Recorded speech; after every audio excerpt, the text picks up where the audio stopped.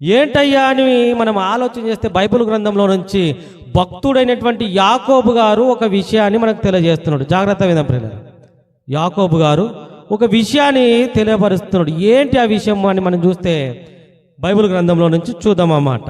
యాకోబు పత్రిక 5వ అధ్యాయము 13వ వచనము చదవగా జాగ్రత్తగా విందాం ప్రియులారా. మీలో జాగ్రత్త వినాలి. మీలో ఎవరికైనాను శ్రమ సంభవించనా అతడు ప్రార్థన చేయవలెను. జాగ్రత్త, చాలు. మొట్టమొదటిగా క్రైస్తవులుగా దేవుని పిల్లలుగా పిలువబడుతున్నటువంటి ప్రతి ఒక్కరూ తెలుసుకోవలసినటువంటి విషయం ఏదైనా ఉందంటే, జాగ్రత్త వినాలమ్మా, మీలో ఎవరికైనా శ్రమ సంభవించనా ఏం చేయాలంట? అందరూ చెప్పాలి. ఏం చేయాలంట? ప్రార్థన చేయవలెను. చేస్తున్నామా? క్రైస్తవులుగా దేవుని పిల్లలుగా పిలవబడుతున్నటువంటి మనము మొట్టమొదటిగా నీకు అనారోగ్య పరిస్థితి కావచ్చు, ఇరుకులు కావచ్చు, ఇబ్బందులు కావచ్చు, ఏదైనా కావచ్చు, వచ్చిన వెంటనే ఏం చేయాలంట? ప్రార్థన చేయాలంట. ఎంతమంది చేస్తున్నారు?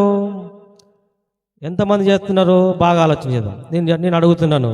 చాలామంది క్రైస్తవులు దేవుని పిల్లలుగా ఉన్నటువంటి వాళ్ళు ప్రార్థనకు ప్రిఫరెన్స్ ఇవ్వరు. ప్రార్థనకు ప్రిఫరెన్స్. మరి ఏం చేస్తారు? జాగ్రత్త ప్రియులరా. ప్రార్థన చేయకుండా కొంతమంది ఏం చేస్తున్నారంటే, బాగా వినండి ప్రియులరా, కొంతమంది అంట వారికి ఉన్నటువంటి సమస్యలు, అనారోగ్య పరిస్థితులు ఇలాంటివి ఏవైనా సంభవిస్తేనంట వాళ్ళు ఏం చేస్తారో తెలుసా? ఒకానొక సమయంలో ఒక చోట ఒక బ్లడ్ క్యాంప్ అనేది ఒకటి ఏర్పాటు చేసి అక్కడ టెస్టులు చేస్తూ ఉన్నారు. బాగా వినండమ్మా. టెస్టులు చేయడము ప్రారంభించారు. ఏం టెస్టులు చేస్తున్నారంటే షుగర్ టెస్టు, థైరాయిడ్ టెస్టు, ఇంకా బీపీ. ఈ 3 అనారోగ్య పరిస్థితులు ప్రతి మనిషిని పలకరిస్తూ ఉన్నాయి.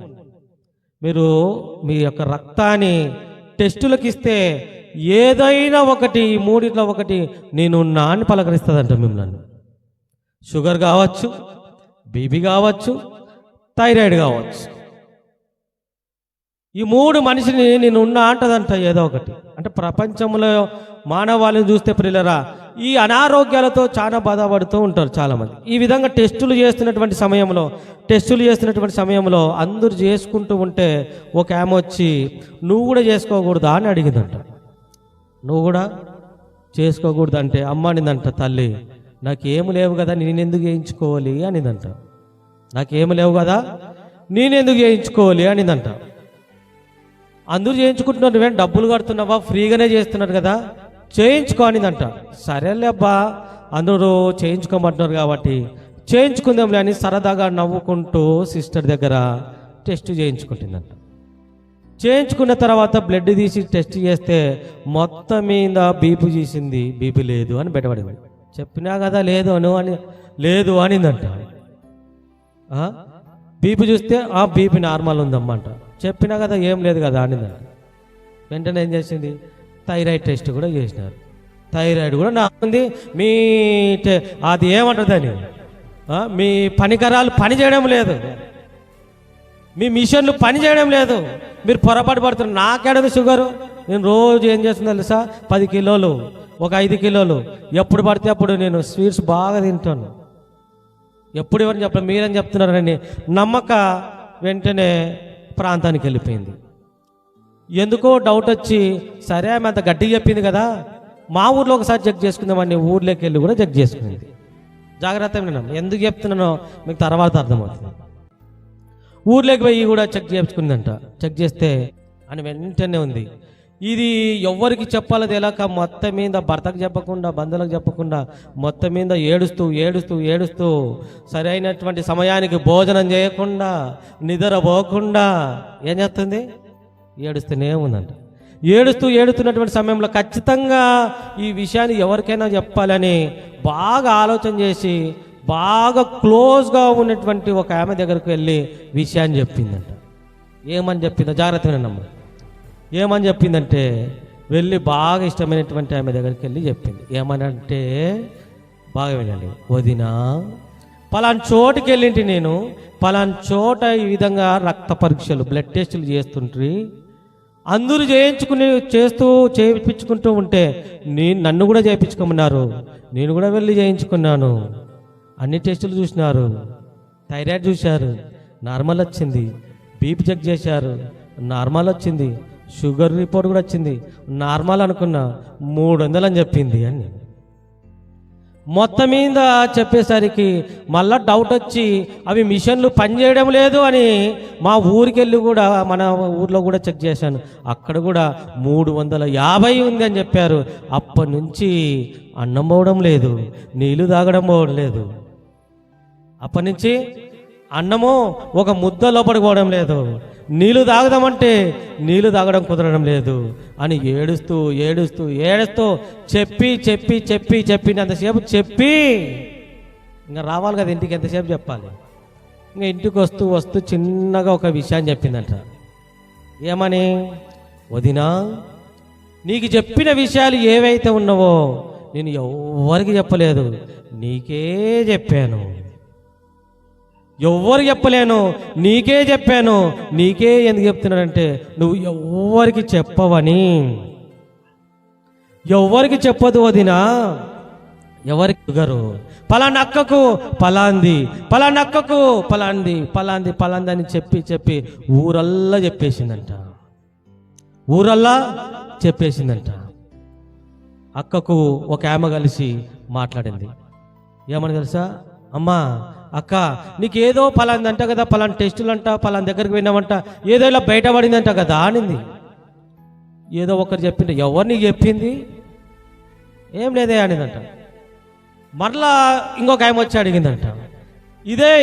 ఈ విధంగానే ఒక 5 మంది, ఒక 10 మంది, రోజుకొక 20 మంది వచ్చి అడుగుసరికి ఈమె కోపము వచ్చేసింది, ఆవేశం వచ్చేసింది. అసలు నాకున్నటువంటి అనారోగ్య పరిస్థితి ఎవరికి తెలియదు. ఈ ఊరు తెలిసిపోయింది. ఏంటి పరిస్థితి, ఎవరు చెప్పారని ఆలోచన చేస్తే నేను చెప్పింది ఒకే ఒక్కరికి, ఆమెనే ఊరల్లా చెప్పిందని ఆమె దగ్గరికి వెళ్ళిపోయి ఆమె దగ్గర గొడవ పడుతూ ఉంది. ఏమని తెలుసా? నేను చెప్పొద్దు అని చెప్పాను కానీ నువ్వేంటి ఇలా చేసి పెట్టావో, ఊరల్లా చెప్పి పెట్టిన అని గొడవ పడుతుందంట. మొత్తం మీద తిడుతున్నసరికి ఆమె ఒక్కసారి ఆపిందంట. ఆగు తల్లి, ఆగోదినా, ఏం జరిగిందంటే చెప్తాను చూడు. నువ్వు నాకు అన్నీ చెప్పిన తర్వాత వెళ్ళే ముందు ఏం చెప్పినావు ఒకసారి చెప్పు అనిందంట. నువ్వు వెళ్ళే ముందు ఏం చెప్పావు? ఎవ్వరికి చెప్పొద్దు వదినా అని చెప్పావా లేదా? చెప్పినావా? అదే నేను ఎవరికైతే చెప్పినానో నేను కూడా అలాగే చెప్పినాను. నాకు చెప్పొద్దని ఏ విధంగా అయితే చెప్పి వెళ్ళిపోయినావో, నేను ఎవరితో అయితే చెప్పానో వాళ్ళకు కూడా నేను అదే చెప్పినాను. నాకేం తెలిసి ఇట్లా ఊరల్లో చెప్పుకుంటూ పోతారని అనిందంట. అంతేనా? అర్థమవుతుందా? అంటే మనుషుల యొక్క నైజం ఇది. ఎందుకు చెప్పినట్టు పిల్లరా, ఈరోజు ప్రతి మనిషి చేస్తున్నటువంటి తప్పు ఏం తెలుసా? ఇదే.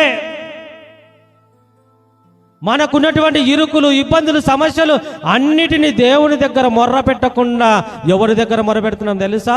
మనుషుల దగ్గర మొర్ర పెడుతున్నాం. మనుషుల దగ్గర పోయి వాళ్ళకి చెబుతున్నాం ప్రియులరా, వాళ్ళు చేసేటువంటి పని ఏందయ్యా అంటే వాళ్ళు నిన్ను హేళన చేసే విధంగా ప్రచారం చేస్తున్నారు. నీకున్నటువంటి అనారోగ్య పరిస్థితులు కావచ్చు, నీకున్న బాధలు కావచ్చు, ఇరుకులు కావచ్చు, ఇబ్బందులు కావచ్చు, ప్రతిదీ నువ్వు తీసుకొని వెళ్ళి వాళ్ళకు చెప్పుతుంటే వాళ్ళు ప్రచారం చేస్తున్నారు, వాళ్ళు బ్లేమ్ చేస్తున్నారు పిల్లరా. ఇది మనుషుల యొక్క నైజం. మనము నమ్మినటువంటి దేవుడు అలా కాదు. వినాలి, మనం నమ్మినటువంటి దేవుడు అలా కాదు పిల్లరా. అందుకే చెప్తున్నాడు యాకోబు భక్తుడు, ఏమని తెలుసా? మీలో ఎవరికైనా శ్రమ సంభవించేనా ఏం చేయాలంట? అనారోగ్య పరిస్థితులు అవి ఏవైనా సరే వాటిలో నుంచి బయటికి తీసుకొచ్చేటువంటి సమర్థుడు మన దేవుడు ప్రియులరా. అర్థమవుతున్నావా? ఇది మొట్టమొదటిది. ప్రతి క్రైస్తవుడు జాగ్రత్తగా ప్రియులరా. ప్రతి క్రైస్తవుడు, ఇంకా క్రైస్తవుడుగా దేవుని పిల్లలుగా పిలవబడుతున్నటువంటి ప్రతి ఒక్కరికి ఏం రావాలి? ప్రార్థన చేసేటువంటిది రావాలి. అమ్మ అర్థమవుతున్నావా? ఇది మొట్టమొదటి. ఇంకా రెండవది ఏంది? చదవండి. యాకోబు పత్రిక 5:13. మీలో ఎవరికైనా శ్రమ సంభవించిన అతడు ప్రార్థన చేయవలెను.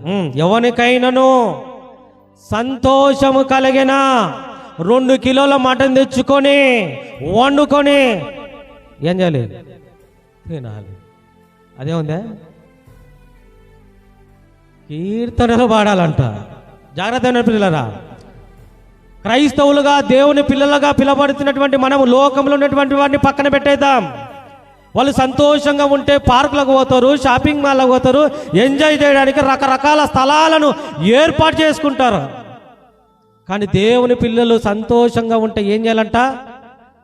కీర్తనలు. కీర్తనలు అంటే పాటలు. ఎన్ని పాటలు? ఎన్ని? 1 కాదు, 1కి మించి కీర్తనలు అని రాయబడింది. నేను అడుగుతున్నాను, క్రైస్తవులుగా దేవుని పిల్లలుగా పిలవడుతున్నటువంటి మన బ్రతుకులలో, మన కుటుంబాలలో ఇవి 2 మేము ఖచ్చితంగా పాటిస్తున్నాము అనేటువంటి వాళ్ళు ఒక్కరైనా చేతులు ఎత్తుతారా? ఒకరు. ఎందుకు ఎత్తలేకపోయినాము? ప్రార్థన చేస్తున్నారంటే చేస్తున్నామని ఎత్తినారు. సంతోషం ఉన్నప్పుడు కుటుంబం వల్ల కలుసుకొని పాటలు పాడాలంట. తలలో పాడుతున్నామా? పాడడం లేదు. అంటే ఖచ్చితంగా ఇప్పుడు దేవుని పిల్లలుగా మనం నేర్చుకోవలసినటువంటివి ఏంటివి? 2 విషయాలు, ప్రాథమికమైనటువంటి విషయాలు. క్రైస్తవులుగా దేవుని పిల్లలుగా పిలవబడుతున్నటువంటి మనమే కాదు, 5, 10, 20 సంవత్సరాల నుంచి క్రైస్తవులుగా పిలవబడుతున్నప్పటికీ ఇవి 2 పాటించడము లేదు చాలామంది. సంతోషము కలిగితే పాటలు పాడాలంట. పాటలు మనం కూడా పాడుతున్న పాటలు ఏమని తెలుసా? దేవుని మందిరంలో ఉన్నప్పుడు దేవుని పాటలు చెప్పండి, లోకంలో ఉన్నప్పుడు సినిమా పాటలు. ఏ నోటి ద్వారా అయితే దేవునిని స్తుతించావో ఆ నోటి ద్వారానే సినిమా పాటలు రావడం లేదా మనకు? ఏ నోటి ద్వారా అయితే దేవుని కనపరిచామో ఆ నోటి ద్వారానే మనకు బూతులు రావడం లేదా? చెప్పాలి వస్తున్నాయి. వీటిని అన్నిటిని ఆచరిస్తూ మనం ఏం చేస్తున్నాం? ఇప్పుడు లెంటు దినాలను ఆచరిస్తున్నాం.